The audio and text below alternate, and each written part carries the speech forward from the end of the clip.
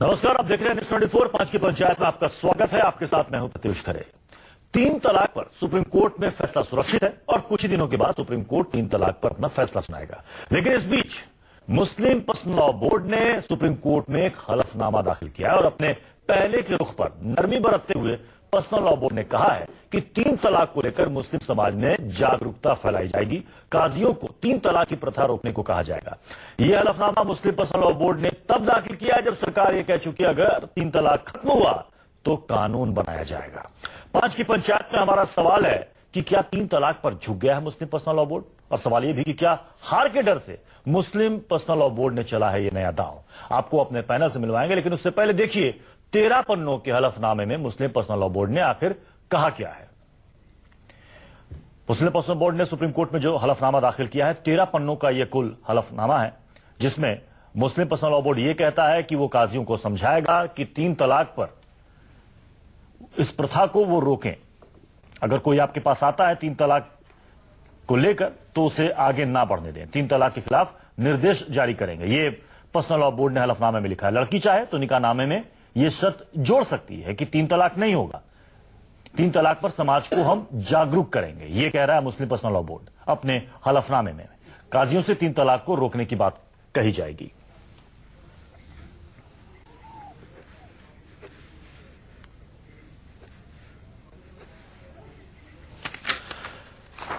और चलिए चर्चा की शुरुआत करते हैं। अपने पैनल से आपको मिलवा दूं, हमारे साथ हैं सुधांशु मित्तल जी, बीजेपी के वरिष्ठ नेता और स्पोक्सपर्सन, विजय शंकर तिवारी जी, स्पोक्सपर्सन विश्व हिंदू परिषद के, प्रणव झा जी, स्पोक्सपर्सन है कांग्रेस के, प्रोफेसर जीनत शौकत अली, मुस्लिम स्कॉलर, और हमारे साथ अब्दुल हामिद नोमानी जी, ये सेक्रेटरी हैं जमीयत उलमा हिंद के, ये भी हमारे साथ थोड़ी देर में जुड़ेंगे।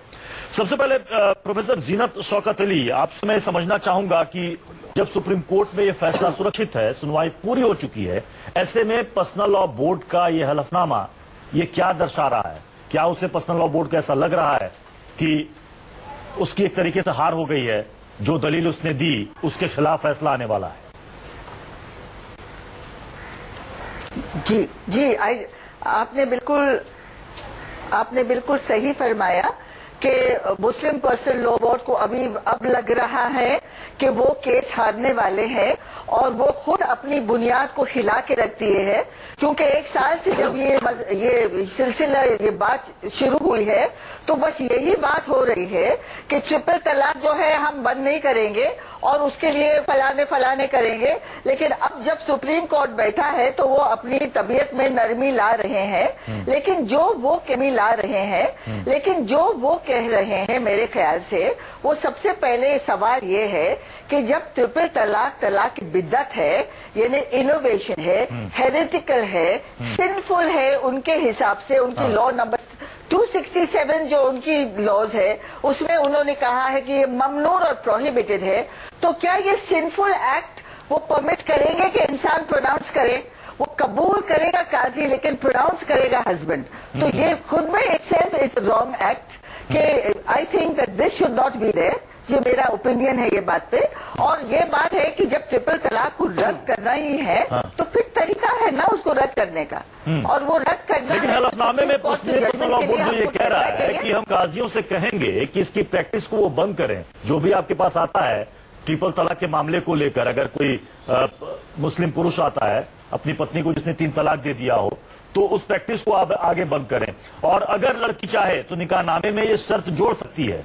यानी कि पहले का स्टैंड मुस्लिम पर्सनल लॉ बोर्ड का और अभी इस हलफनामे में काफी अंतर है। देखिए, इससे ये लग रहा है कि जो बात बाकी लोग कह रहे हैं मुस्लिम पर्सनल लॉ बोर्ड भी अब खुद उसको मान रहा है। जी वो सही है कि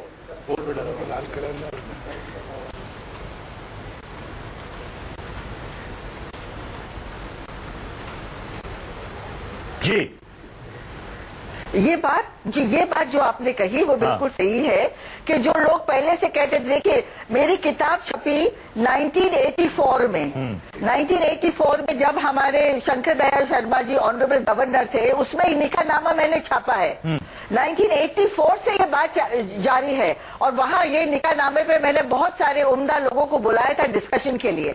इसके बाद दूसरे लोगों ने भी निकाहनामा लिखे, लेकिन उसका उन्होंने क्या किया, और एकदम ऑल ऑफ अ सडन अभी पूरे इतने 1984, 2000 और 17 में कितने सालों का फर्क है। तो फिर ये बात करनी थी तो फिर अभी तक रुके क्यों वो?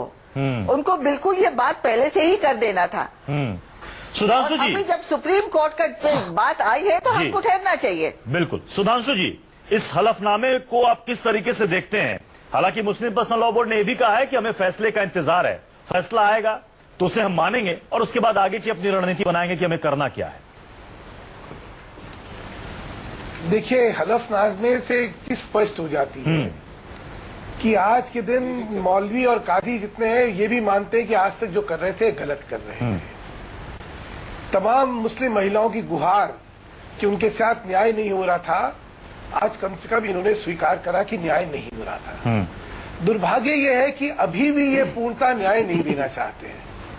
अभी भी ये कह रहे एक बात नहीं, चलिए अलग अलग में 3 में हो जाएगा। प्रश्न यह है कि महिला को क्या हक नहीं है कि तलाक वो कहे और वो कहे नहीं ये तलाक नहीं हो सकता?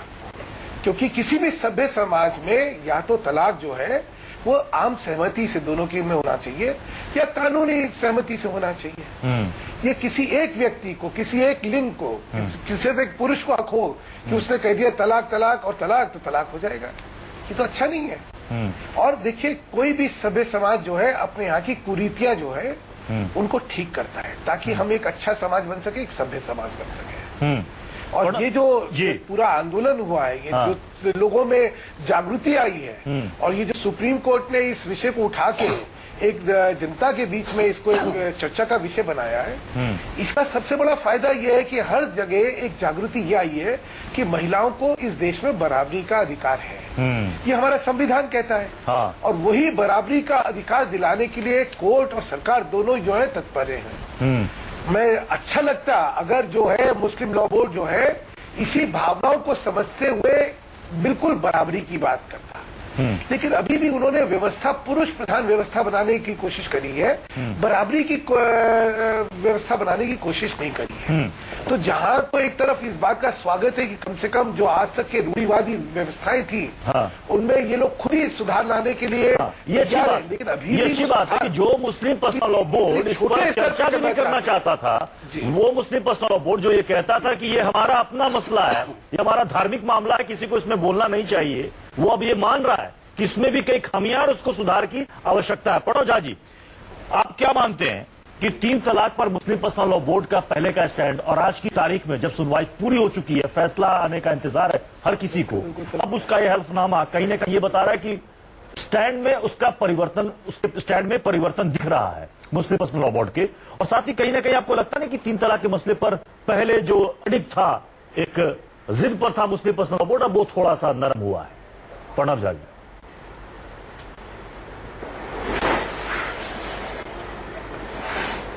मैं क्षमा चाहता हूं, देर से आया हूं डिबेट में, इसलिए मुझे पृष्ठभूमि नहीं पता कि किस बैकग्राउंड में बात हो रही थी। अभी मैं आपको बता दूं, मैं आपको बता दूं, मैं आप 10 सेकंड लूंगा। मुस्लिम पर्सनल लॉ बोर्ड ने हलफनामा दाखिल किया सुप्रीम कोर्ट में, जिसमें वो ये कह रहा है कि वो काजियों को कहेगा कि 3 तलाक को आगे ना बढ़ाए और लड़कियों को ये छूट होगी कि निकाहनामे में वो शर्त जोड़े कि 3 तलाक उसका हस्बैंड उसे नहीं दे पाएगा, और वो ये कह रहा है कि हम लोगों को अवेयर करेंगे कि 3 तलाक ना हो। जी जी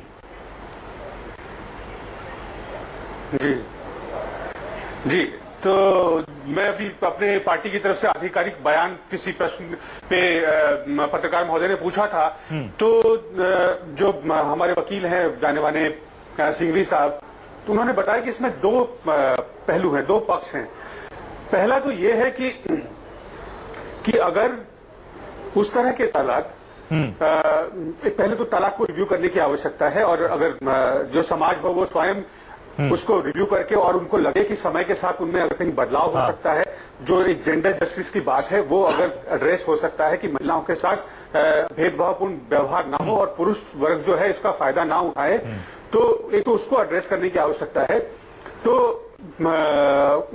सुप्रीम कोर्ट जो है वो चाहेगा कि ये अपनी तरफ से वो क्या ऐसे बदलाव है जो कि वो पेश कर सकते हैं। अगर तो वो बदलाव जो है वो पेश करते हैं, वो अगर सर्वमान्य होता है और कोर्ट अगर उससे कन्विंस होता है कि ये जो है ये वो है सफिशिएंट है, ये जो बदलाव है इससे जो है समाज में एक तरह की समानता और जो महिलाओं के साथ जो भेदभाव का व्यवहार है वो नहीं होगा, तो उसके बाद उसमें लेकिन ये ध्यान रखा जाएगा कि कहीं ऐसा ना हो कि फिर जो है तलाक की जो है वो जो व्यवस्था है, एक जो कहें कि एक डिवोर्स का जो वो है कि जहां एक दूसरे में रिलेशन में जो है अब्यूजिव ना हो, एक जो है सड़ा वो जो है ना हो एक दूसरे। आप जो कह रहे हैं ये बात सुप्रीम कोर्ट ने सुनवाई के दौरान ये पूछा सुविधा रहे कि भाई फिर मैं जो मुस्लिम पुरुष है उनके पास क्या ऑप्शन रह जाएगा। डिवोर्स अगर वो लेना चाहते हैं, तलाक लेना चाहते हैं, तो उनके पास क्या तरीके होंगे, क्या उनके पास ऑप्शंस होंगे।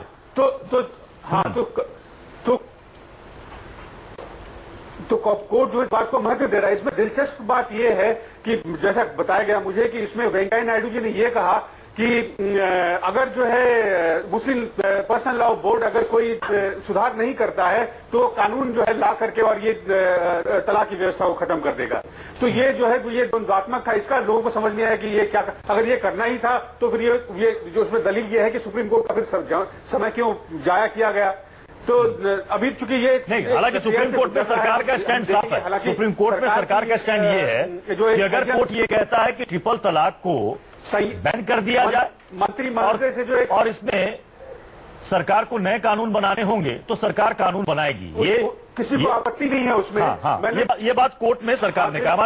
हमारे साथ मंत्री जी से एक संयमित जो है अब्दुल हामिद नुमानी जी, जमीयत उलमा हिंद के सेक्रेटरी हमारे साथ जुड़ चुके हैं। अब्दुल हामिद नुमानी जी, आप ये जो है जी, आप तो काफी देर से जुड़े हमारे साथ।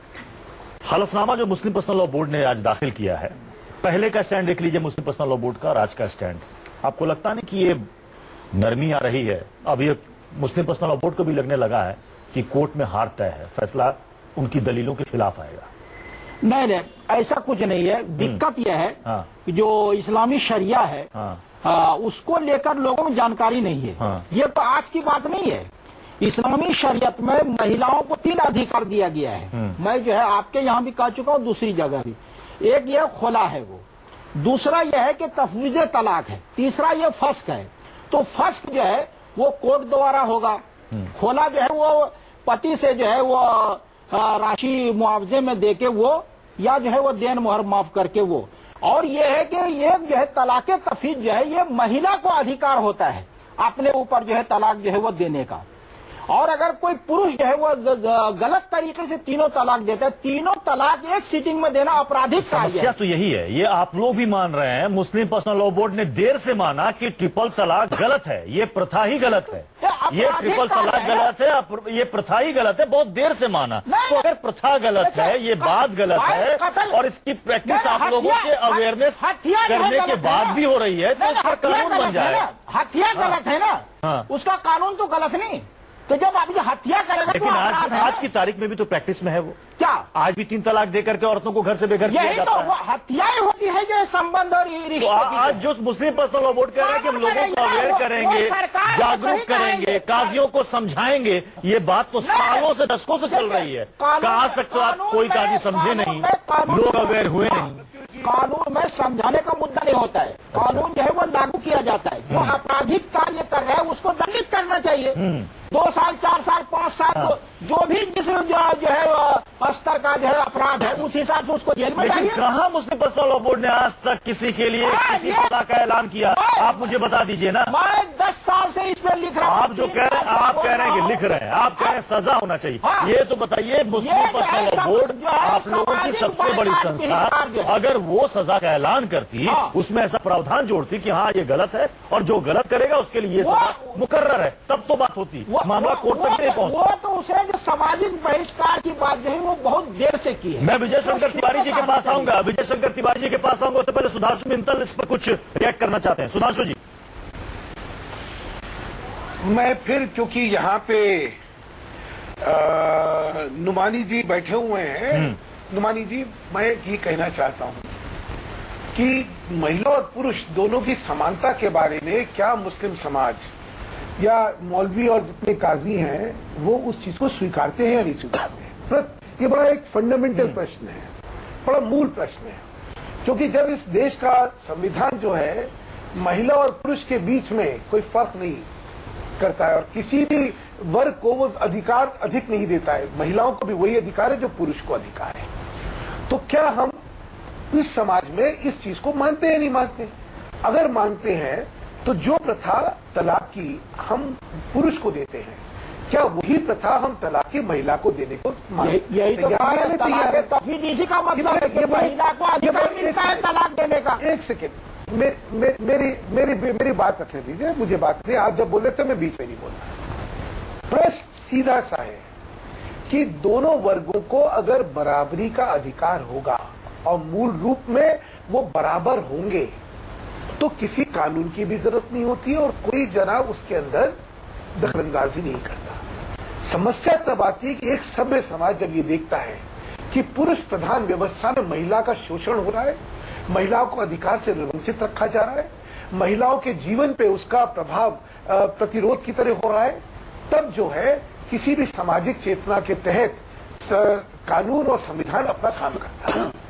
आप लोगों से मेरा निवेदन है कि वाकई अगर आप लोग चाहते हैं कि किसी कानून की जरूरत ना पड़े, किसी कोर्ट की जरूरत ना पड़े, किसी और व्यवस्था की जरूरत ना पड़े, तो पुरुष और महिला को बराबरी का अधिकार ये हक खुद कहना कि महिला उसमें किसी के साथ कोई भेदभाव ना हो। ये है कि महिला भी क्या तलाक देने हमारे साथ विजय शंकर तिवारी जी भी जुड़े हुए। विजय शंकर तिवारी जी, इस बीच ये भी सवाल ये उठाया गया मुस्लिम पर्सनल लॉ बोर्ड की तरफ से कि देखिए अगर आप कानून बना भी देते हैं तो इस बात की क्या गारंटी है कि उसका अमल बिल्कुल सही तरीके से होगा। उसके बाद लोग इस पर इसके डर से 3 तलाक देना बंद कर देंगे, क्योंकि वो उन्होंने ये भी दलील दी कि आपने दहेज प्रथा को लेकर कड़ा कानून बनाया, लेकिन उसके बावजूद दहेज प्रथा जारी है। देखो प्रत्युष जी, ये कोई तर्क नहीं है।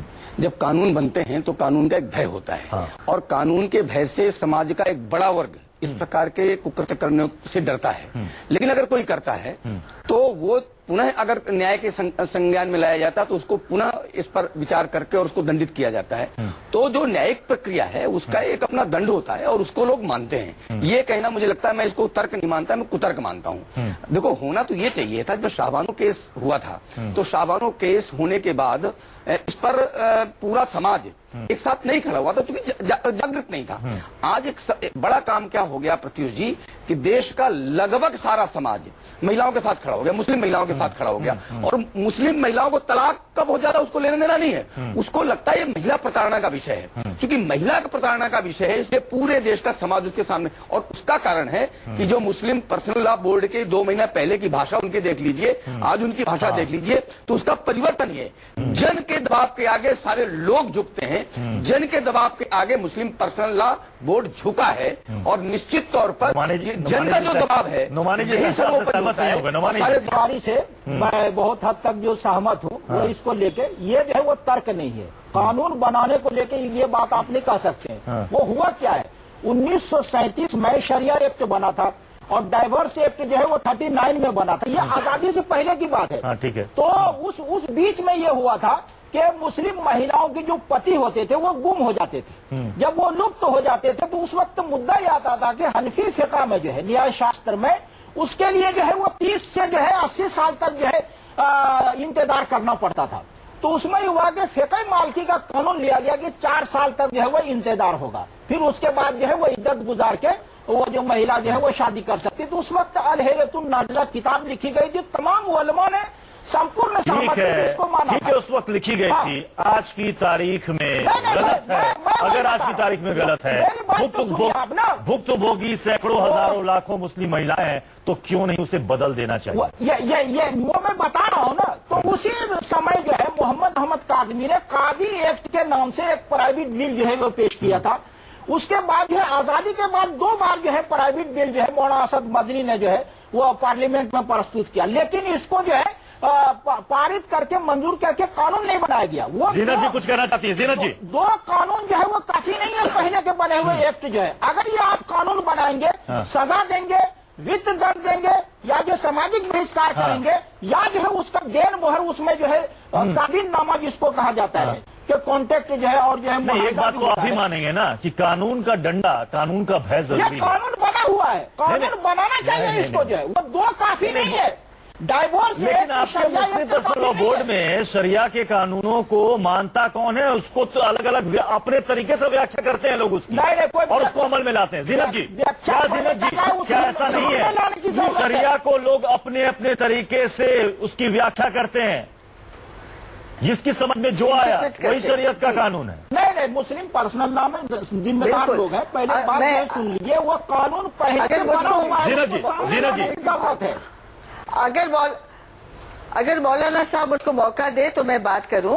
अगर सबसे पहले बात यह है कि जब वो 1939 की बात कर रहे हैं तो सिर्फ मकफूत खबर नहीं कि आदमी 4 साल से ज्यादा गुम हो गया, उसमें 9 क्लॉजेज है। मेंटेनेंस है, क्रूअल्टी है, वाइफ बीटिंग है, उसमें पॉलीगमी है, उसमें बहुत सारे क्लॉजेज है 1939 एक्ट में। लेकिन मेरा अभी कहने का मतलब ये है कि इस्लामिक लॉ में एक्स्ट्रा जुडिशियल डिवोर्स है और जुडिशियल डिवोर्स है।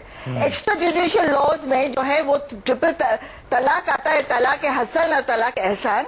और जो एक्स्ट्रा जुडिशियल डिवोर्स है जिसको फसक कहते हैं, फसक का मायना है कि लड़का या तो आदमी जब भी डाइवोर्स चाहे तो वो रिटन एप्लीकेशन कोर्ट में भेजे और फिर 3 महीने का उसका डिस्कशन होता है, यानी कि आर्बिट्रेशन होता है दोनों साइड्स का। और अगर नहीं जमा दोनों मियां बीवी का, उसके बाद 3 महीने के बाद की इद्दत के बाद वो तलाक पूरा होता है। अगर औरत भी चाहे तलाक तो बस वो ही प्रोसीजर फॉलो होता है कि आर्बिट्रेशन काउंसिल को वो बोलती है लेटर लिख के। तो ये जो तरीका है वो तरीका हमको एक्सप्लोर करना जरूरी है।